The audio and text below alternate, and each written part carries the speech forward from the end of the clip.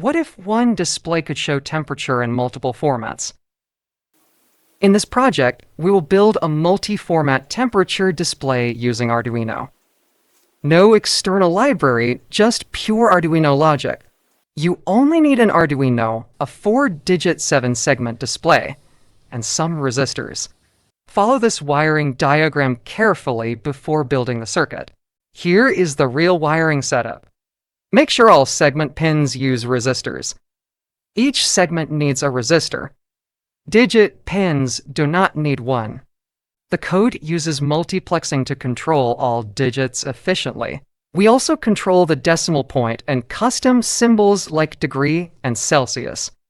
First, integer format with degree and Celsius. Second, decimal format with degree symbol. Third, decimal with Celsius character. And finally, clean numeric display.